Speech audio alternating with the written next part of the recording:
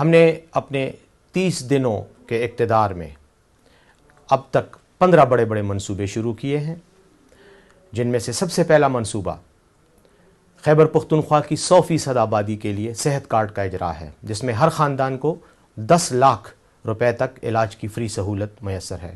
ساتھ ہی ساتھ billion tree منصوبہ دوبارہ سے شروع کیا گیا ہے، جس کے تحت لاکھوں کی تعداد میں خیبر پختونخوا میں درخت لگائے جائیں گے۔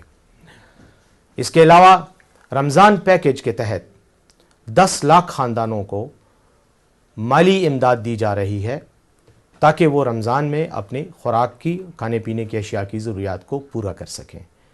ایک اور منصوبہ Peshawar D I Khan motorway کا، اس پر بھی کام شروع ہے، اس کا اعلان ہو چکا ہے، کام شروع ہو چکا ہے۔ وزیر اعلیٰ خیبر پختونخوا علی امین گنڈاپور صاحب نے پشاور انٹر ٹرین سٹی منصوبے کا بھی اعلان کیا ہے، تو پولیس کی کیپیسٹی بلڈنگ کے لیے، ان کی استعداد اور صلاحیت کو بڑھانے کے لیے ایک اسپیشل فنڈ جو ہے وہ ایلوکیٹ کیا گیا ہے، جس سے پولیس کے مورال میں بھی اور ان کی استعداد میں بھی خاطر خواہ تبدیلی آئے گی۔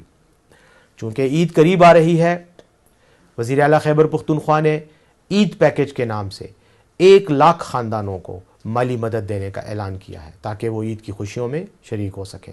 خیبر پختونخوا کے بڑے بڑے ہسپتالوں میں لیور اور بون میرو ٹرانسپلانٹ، یعنی جگر اور بون میرو کی ٹرانسپلانٹ کی سہولیت کو بھی اب مزید بڑھایا جائے گا۔ یہ تو تھے ہمارے خیبر پختونخوا کے منصوبے۔ 30 دنوں میں پاکستان کا سب سے چھوٹا صوبہ، پاکستان کا سب سے غریب صوبہ پنجاب نے اور پاکستان کی وفاقی حکومت نے 115 ارب کے قریب تو ہمارے بقایا جات دینے ہیں جو اب تک نہیں دیے اور نہ ہی کوئی دینے کا ارادہ رکھتے ہیں۔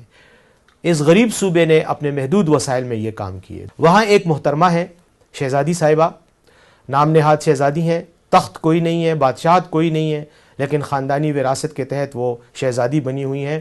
نام ان کا ہے مریم نواز۔ وہ ہر روز نئے کپڑے پہن کر، 30 لاکھ روپے کے جوتے پہن کر فوٹو شوٹ کرتی پھر رہی ہیں۔ مرسیڈیز یا BMW